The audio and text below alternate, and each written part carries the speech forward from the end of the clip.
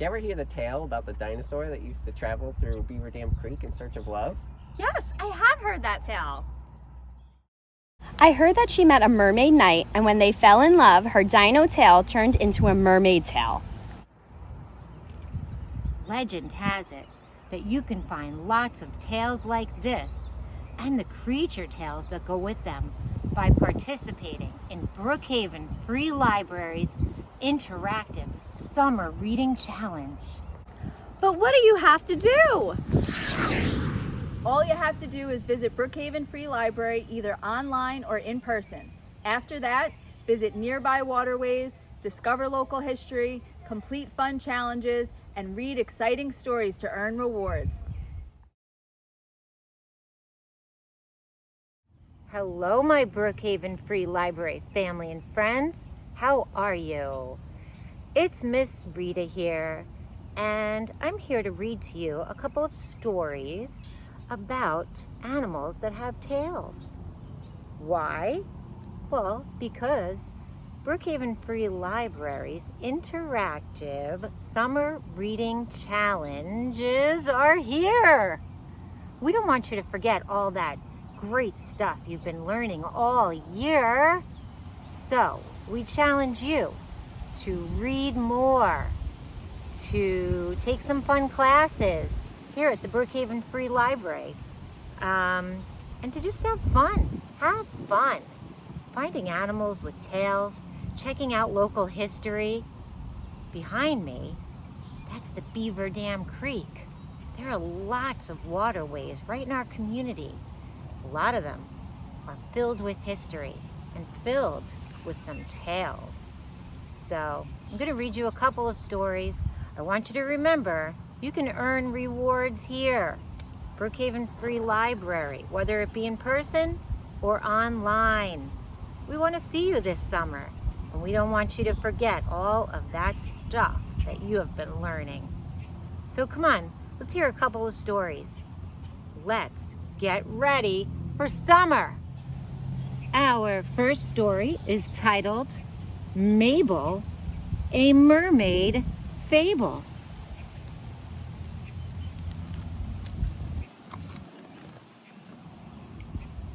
What was weird about Mabel wasn't her mustache.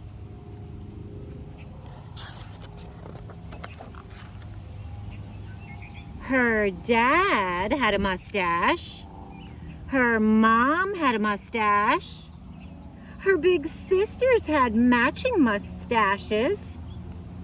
Even her baby brother had a tiny baby mustache. What was weird about Mabel was that she had no mustache at all. I'm nude.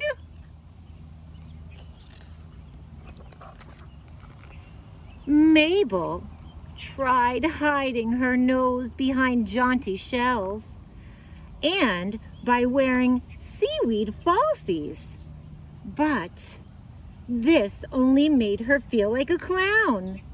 Nudie Branch, the blowfish were calling her.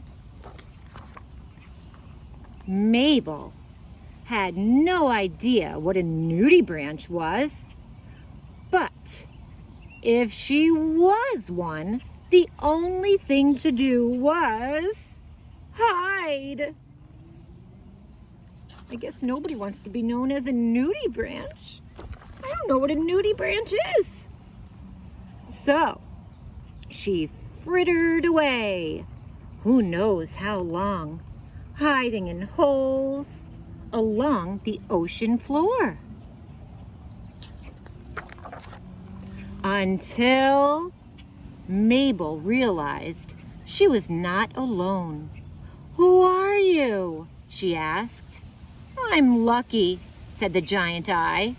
"Who are you?" "I'm Mabel."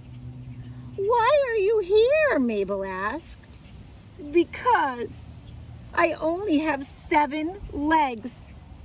That sure sounds like a lot of legs. Well, I'm supposed to have 8, said Lucky. What can you do with 8 legs that you can't do with 7? Mabel asked. Count to 8, said Lucky. I can teach you to count to 8, said Mabel.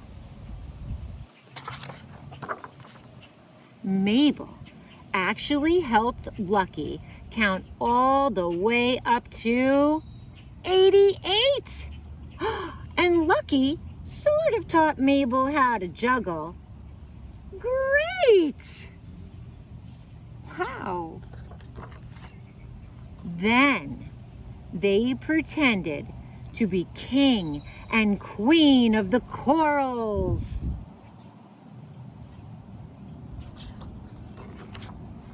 Nudie branches! Can you believe how mean? I wonder what nudie branches are. Is it mean? Sorry, said Lucky. I leak when I'm scared. That's okay, said Mabel. What's a nudie branch? Nudie branches are sea slugs, said Lucky. Oh, said Mabel. So that's why they're awful? They aren't awful, silly, said Lucky. Nudie branches are amazing. Look at this one. He says, I'm amazing? Well, look at them. They're pretty cute, too. Suddenly, Mabel realized everything she ever really needed.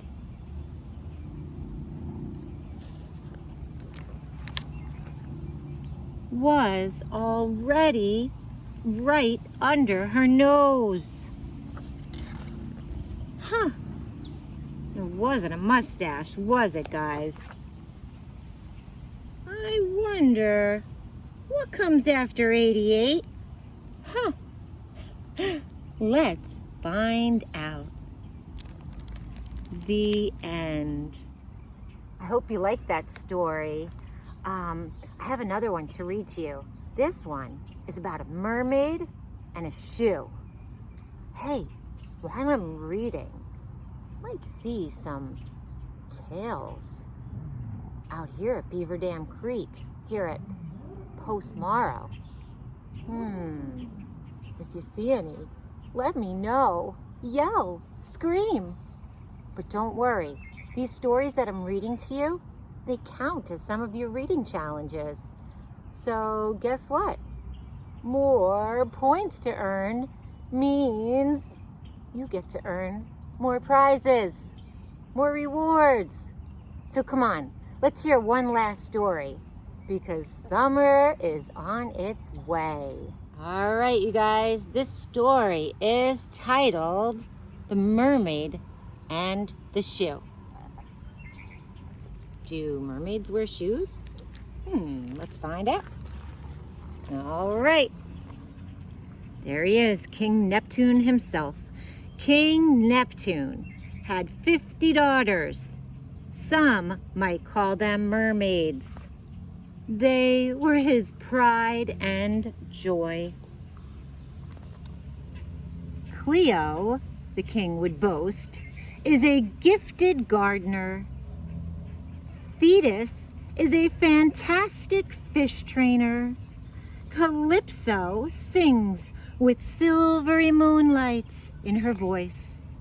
Each princess, it seemed, was more remarkable than the last. Except Minnow. Minnow's garden was limp and sparse. Fish did not follow her instructions. In her voice, there was no light of any kind. She did, however, ask many many questions. I think it's good to ask questions. It's how you learn, right, guys? Why, she asked Cleo, don't crabs have fins? Where, she asked Thetis, do bubbles go? What, she asked Calypso, lies beyond the kingdom? That's a good question. Stop asking useless questions, Calypso replied, and be remarkable, like the rest of us. What are you even here for? Oh, was that nice to say? Minnow wasn't sure. Useless, hissed Calypso. For sisters can be mean that way. Oh, I hope you guys are not mean. And quietly, Minnow slipped away to float alone, where the current was warm and pleasant.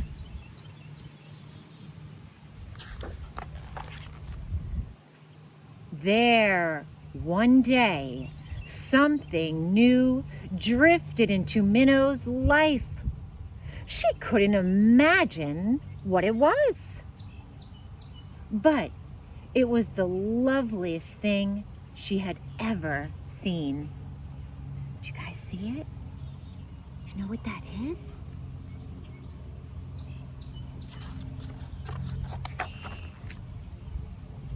What is this? Minnow asked Cleo. Perhaps, said her sister, it's a hat. But the thing was a poor fit and not at all flattering. What is this? She asked Thetis. Perhaps, said her sister, it's a jewel box. But the thing was wobbly and spilled pearls all over Minnow's grotto. What is this? She asked Calypso. Questions, snapped her sister. It's junk. Useless like you. This thing, insisted Minnow, was made with care. It has a purpose, and I will discover it. So off she set into the warm current from whence the thing had come. Boy, those sisters are not very nice. I hope you guys don't speak like that. In the forest, she passed an octopus. What is this? She asked it. But the octopus just shrugged.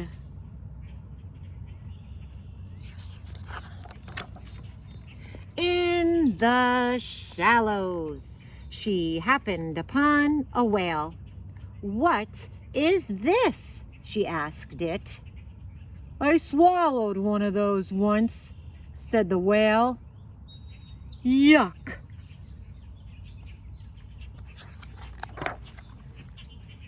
Well, guys, near the surface, she passed some crabs. What is this? She asked them.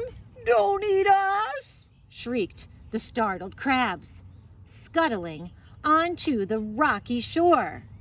Aha, thought Minnow, who wasn't even hungry. That's why they don't have fins. Why do you think they don't have fins, guys? Why don't they have fins? But she was running out of creatures to question. Wow, she had arrived at the edge of the kingdom where bubbles burst and the above place began. What a wondrous world, gasped Minnow, eyes wide as sand dollars. Overhead were curious fish that made an awful racket.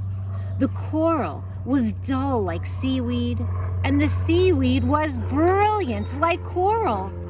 Nearby stood a huge shell with a door. But there was nothing like that lovely thing, and no one to tell her what it was. Minnow could journey no farther. Disappointed, she turned to leave. "I'm afraid," she told the thing. "I'm afraid that we are useless after all."